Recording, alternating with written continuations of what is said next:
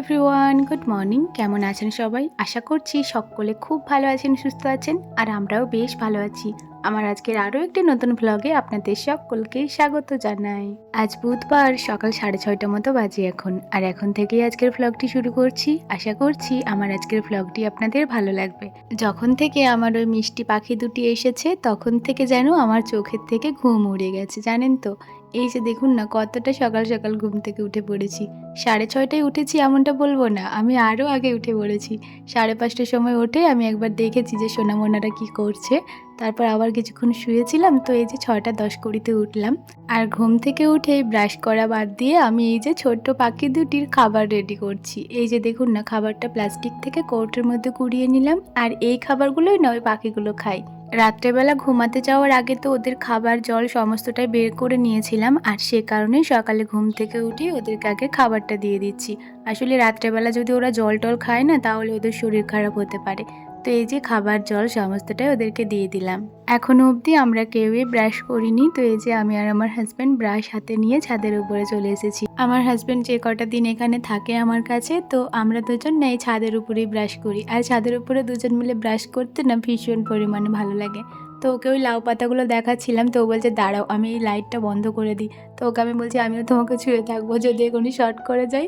তো সেটাই না করছিল, কিন্তু লাস্ট অব্দি আমি ওকে ধরেই ছিলাম। যাই হোক, লাইটটা বন্ধ করে দিয়েছি। এরপর ছাদের মধ্যে ঘুরে ঘুরে চলুন ব্রাশটা কমপ্লিট করে নিই। আর জানেন তো, আজকে না আমার ভিডিওতে কিচিরমিচির শব্দটাও নিশ্চয়ই পাচ্ছেন। আসলে একবার করে না পাখিগুলো আজকে ভীষণ সুন্দরভাবে ডাকছে, আমার তো ভীষণ খুশি লাগছে। ছোটবেলা থেকেই দেখে এসেছি, এখনও অবধি দেখেছি যে জামাইদেরকে সবাই সকালবেলা চা, বিস্কিট, চানাচুর, পাঁপড় ভাজা এইসব করে দেয়, কিন্তু আমার হাজব্যান্ড তো ওইসব কিছুই খাবে না। তো সেই কারণেই না মা ওর জন্য একটু করে ফল কেটে দেয় আর ডিম সেদ্ধ করে দেয়। আর এদিকে আমি আমার জন্য 1 গ্লাস হরলিক্স করে নিয়েছি, কয়েকটা বিস্কিটও ভেঙে দিয়ে দিয়েছি, যেরকম করে প্রত্যেকদিন খেয়ে থাকি। বাইরে তো ভীষণ সুন্দর রোদ্দুর উঠেছে, তো ওকে বললাম বাইরের চাতালটিতে বসো, এখানেই খাবারটা বসে বসে খাবো দুজন মিলে। তো এই যে ওকে ফলগুলো দিয়ে দিলাম, আর এই যে সোনামোনাদেরকেও বের করে দিচ্ছি, এদেরকে এখানে রাখি, তারপরে এখানে বসে বসে আমিও চাটা খেয়ে নেব। সত্যি বলতে এখন সবসময় মনে হচ্ছে যে এদেরকে নিয়ে নিয়ে ঘুরে বেড়াই, জানেন তো, এতটা ভালো লাগছে আমার এদেরকে। কয়েকদিন ধরে না জীবনটা একদম একঘেয়েমি হয়ে গেছিল, তবে এরা এসে আমার জীবনটা যেন আরও একটু গুছিয়ে তুললো। মানে এদেরকে নিয়ে এখন আমার অনেক সুন্দরভাবেই টাইমটা পাস হয়ে যায়। মাঝে মাঝে আমি আমার হাজব্যান্ডকে দেখে না ভীষণ পরিমাণে অবাক হই। ওর পকেটে যদি 5টা টাকাও থাকে, ও সবসময় চেষ্টা করে ওই 5টা টাকা দিয়ে আমাকে কিভাবে খুশি করবে। সত্যি বলতে এমন একটা মানুষকে নিজের লাইফ পার্টনার হিসেবে পেয়ে আমি ভীষণ পরিমাণে খুশি। এদিকে সোনামোনাদের সাথে হরলিক্সটা খেয়ে নিলাম। আর জানেন তো, এই যে একটা পাখি রয়েছে ছেলে পাখিটা, ওই ছেলে পাখিটার পায়ে না একটু আঘাত লেগে গেছে।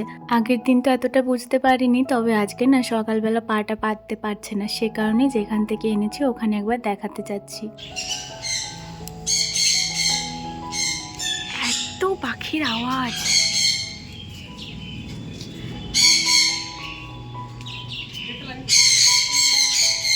হ্যাঁ, গেটটা লাগিয়ে দিয়েছি।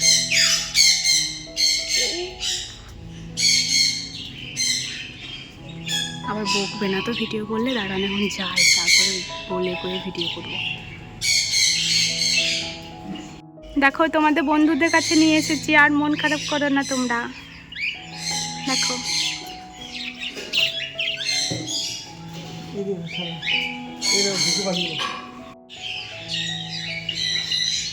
দুটো রয়েছে না। এনাদের বাড়িতে এসে তো আমি ভীষণ পরিমাণে অবাক হলাম। সত্যি বলতে এত পাখির কিচিরমিচির শব্দ এর আগে একসাথে আমি কখনো শুনিনি। ভীষণ ভালো লাগছিল আমার পাখির আওয়াজগুলো শুনতে। তবে জানেন তো, এই পাখিটাকে চেঞ্জ করতে একদমই ইচ্ছা করছিল না, কিন্তু ওই যে পায়ের আঘাতটা রয়েছে, আবার ওই নতুন জায়গায় গেছে, তো মনটাও ওর একটু খারাপ খারাপ রয়েছে, সেই কারণে ও একটু ঝিমিয়ে ঝিমিয়ে রয়েছে। তবে এখানে আসার পরে বদমাশ পাখি এত উড়ছিল কি বলবো আপনাদেরকে। অবশ্যই কাকাবাবুটা বলছিল যে সেরকম কোনো অসুবিধা হবে না, কিন্তু তোমরা যদি বলছো তাহলে এটা চেঞ্জ করে দিচ্ছি। সত্যি বলতে আমার তো একদমই ইচ্ছা করছিল না ওটা চেঞ্জ করতে, তবে আমার হাজব্যান্ড বলছিল যে আমি তো বাইরে চলে যাব, কিছু অসুবিধা হলে আবার কে নিয়ে আসবে, সে কারণে চেঞ্জ করে দিলাম। যাই হোক, এদিকে ব্যাকয়ার্ডে বেশ অনেক পাখি ছিল, সেগুলো একটু দেখছিলাম। ওখানের পাখিগুলোকে এত ডাকাডাকি করেও বের করতে পারলো না। তবে এখানের পায়রাগুলো দেখুন একদম ময়ূরের মতো, তাই না? সত্যি বলতে এত এত পাখিদেরকে দেখে মনটা যেন আপনা আপনি খুশি হয়ে গেল। আর এদিকে দেখুন ঘরের ভেতরেও একটা গোটা রুম দিয়ে দিয়েছে এই পাখিগুলোর জন্য। দাঁড়ান একবার কিচিরমিচির শব্দটা আপনাদেরকে শোনায়।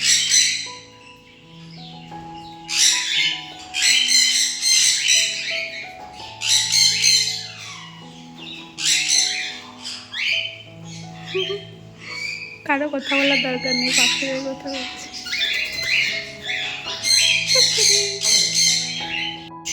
ওই দেখুন ছটপটে, আমি বললাম তো ওর থেকে ছটপটে অনেক বেশি। ছটপটে হলেই ভালো। চলো, তোমার লেজ বেরিয়ে যাবে। চাপবে ওর, হয়তো তো ভয় পাচ্ছে এখন। ভয় পাও না, ওটা তোমার বন্ধু। চলো চলো। আগের পাখিটাকে এক্সচেঞ্জ করে যে পাখিটা নিলাম, এই পাখিটার আবার দেখছি লেজটা নেই। আসলে লেজটা না টানতে টানতে খুলে গেছিল।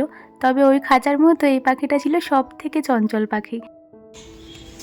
কি সুন্দর বলো, ওর লেজটা বেরিয়ে যাবে তো বলো।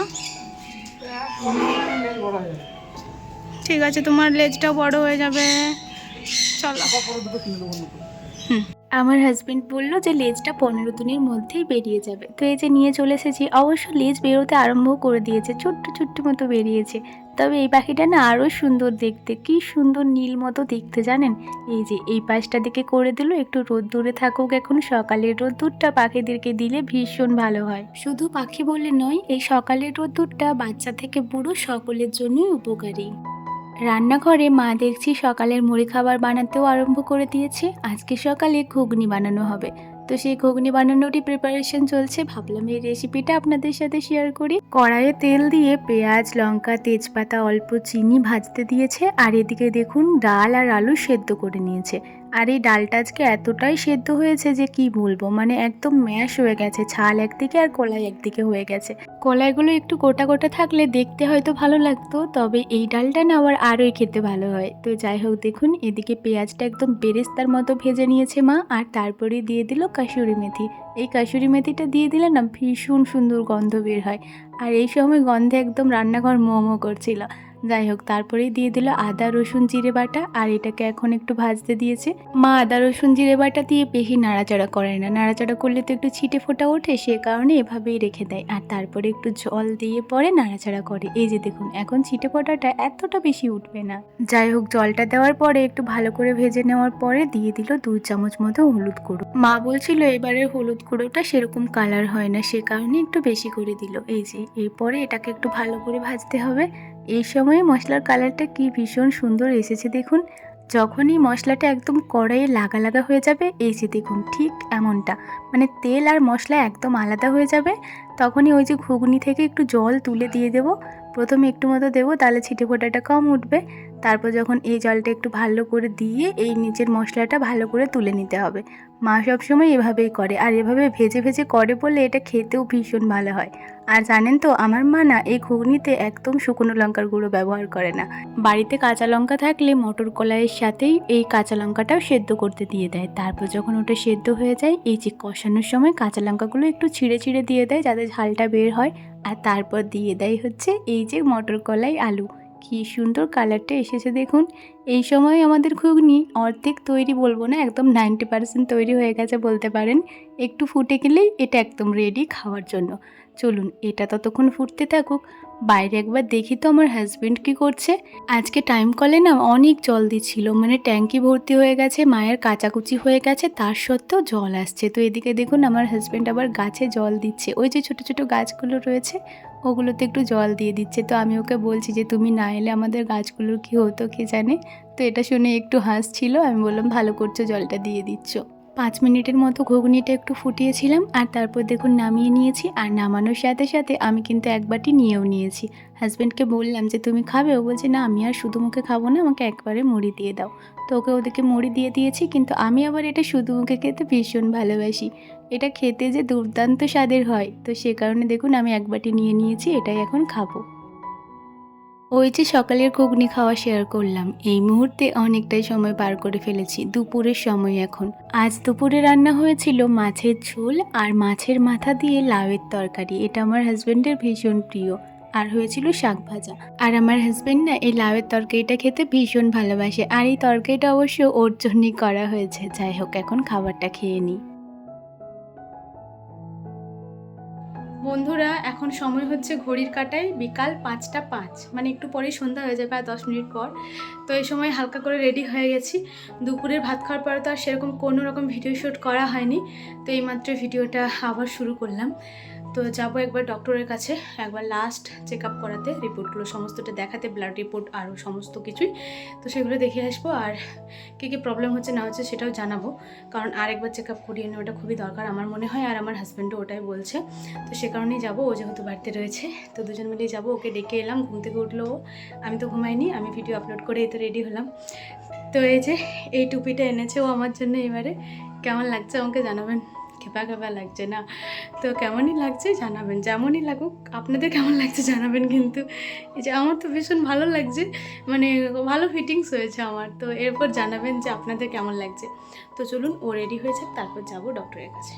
শীতের সময় পামসু ছাড়া তো বাড়ি থেকে বেরোনোই যাবে না। তো এগুলো না আগের বছর কিনেছিলাম, শ্বশুর বাড়িতেই ছিল, আমি তো আনতেই ভুলে গেছি। তবে এইবারে আমার হাজব্যান্ড যখন এসেছে তখন এগুলো নিয়ে এসেছে। ডক্টর দেখানো হয়ে যাওয়ার পরে আমরা এসেছি আরও কিছুটা দূরে, এই তারাসিংহের কাছে। এখানে আগে খেজুর গুড়ের মহল করেছে, এখান থেকে 1 কেজি মতো খেজুর গুড় নিয়ে যাব। আসলে বাবা বলেছিল বাইরে থেকে নিয়ে আসবে, তবে বাবা আনতে ভুলে গেছিলো, আর আজকে তো পিঠে হবে, সে কারণে গুড়টা নিতে এলাম। তবে ওদিকে যাওয়ার সময় আমার এমন কাণ্ড হয়েছে, এই যে দেখুন না, চোখের মধ্যে একটা বালি ঢুকে গেছিলো। তো ওই বালিটা একদমই বেরোচ্ছিল না, মনে হয় বেরিয়ে গেছে, তবে আমি এত ঘষে দিয়েছি চোখটা যে এই মুহূর্তে আমার চোখটা প্রচণ্ড পরিমাণে খিচখিচ করছে। আমি তো এক চোখে তাকাতেই পারছি না, এতটাই অসুবিধা হচ্ছিল। তাও ভাবলাম একটা পিঠে আপনাদের সাথে করাটা শেয়ার করি, তারপরে না হয় ভিডিওটা এন্ড করব। এই যে দেখুন না, মায়ের দিকে পিঠে অনেকগুলোই করে ফেলেছে, অনেকটাই দেরি হয়ে গেছে তো আস্তে আস্তে। এদিকে দেখুন, মা প্রথমে তাওয়াটা চাপিয়ে, তাওয়াটা তো গরম হচ্ছে, ওখানে প্রথমে একটু তেল ব্রাশ করে নিল, আর তারপরে যে চালের গুঁড়োটা লবণ জল দিয়ে গুলে রেখেছিল ওটাই এখন দিয়ে দিল। আমার মায়ের কাছে তো তাল পাতা নেই, তো এই যে দেখুন না, এটিএম কার্ড ছিল একটা, এই এটিএম কার্ডটা অবশ্য এখন আর কাজে লাগে না। তো এটা দিয়েই আর কি মা পিঠে বানায় প্রত্যেক বছর, মানে এই 2-3 বছর এটা দিয়ে বানাচ্ছে। তো এই জিনিসটা আমার ভীষণ মজার লাগে, ভাবলাম এটা তো অবশ্যই আপনাদেরকে শেয়ার করতে হবে। আচ্ছা, আপনারা কারা কারা এমন হাতের কাছে যা আছে তাই দিয়ে কাজটা কমপ্লিট করার চেষ্টা করেন বলুন তো? আমার মা তো সবসময় এরকম উটপটাং কাজ করে থাকে, আর আমিও হয়েছি ওর মতো। যাই হোক, এদিকে দেখুন পিঠেটা 1 পিঠ হয়ে গেছে, আবার 1 পিঠ উল্টিয়ে নিল, তারপরেই রেডি আমাদের তাওয়া পিঠে। এটাকে আজকে পিঠেও বলে, আবার অনেক ধরনের পিঠে বলে, তবে আমাদের তাওয়া পিঠে আজকে পিঠে এই দুটোই বলে থাকে। এই যে দেখুন না, কতগুলো হয়েও এসেছে। আর এই যে এই খেজুর গুড় দিয়ে এই পিঠেটা যেন একদম অমৃত। চোখটা এতটাই খিচখিচ করছিল যে ওই পিঠেটা করা দেখানোর পরেই আমি একটু ঘুমিয়ে গেছিলাম। এখন এই মুহূর্তে একটু চোখের ব্যথাটা কমেছে। এই যে এখন খাবার দাবার খাবো, তো খাওয়ার আগে এই যে পাখিগুলোর খাবারটা বের করে দিলাম, আর ওদের ঘরটাও ভালো করে বন্ধ করে দিয়েছি কাপড় দিয়ে, যাতে করে ওদের ঠান্ডা না লাগে। এই যে দেখুন না, সিটগুলো কত খেয়ে নিয়েছে, আর ওপরে ছালগুলো পড়ে রয়েছে, ভালো করে দেখলে হয়তো বুঝতে পারবেন। চলুন, মা ওদিকে খাবার বেড়ে দিয়েছে, আমরাও এখন রাত্রের খাবারটা খেয়ে নেব। আজকে রাত্রে আবার মা একটু নলের গুড়ের পায়েসও করেছে, ওই নলেন গুড়ের পায়েসটাও আমার আবার ভীষণ পছন্দ। এই যে আমার হাজব্যান্ডকে বেশ অনেকটা দিল, আমাকেও অনেকটা দিয়েছে। চলুন খাওয়া দাওয়াটা কমপ্লিট করে নিই, আর আমার আজকের ভিডিওটাও এখানেই এন্ড করছি। আজকের ভিডিওটি যদি আপনাদের একটুও ভালো লেগে থাকে অবশ্যই লাইক করবেন, কমেন্ট করবেন এবং সাবস্ক্রাইব করে আমার ছোট্ট চ্যানেলটির পাশে থাকবেন। সবাই ভালো থাকবেন, সুস্থ থাকবেন, সাবধানে থাকবেন। আবারও দেখা হবে পরের কোনো একটি ব্লগে। ততক্ষণের জন্য সবাই ভালো থাকুন, সুস্থ থাকুন, আর সকলের পরিবারকে নিয়ে ভালো থাকুন। টাটা।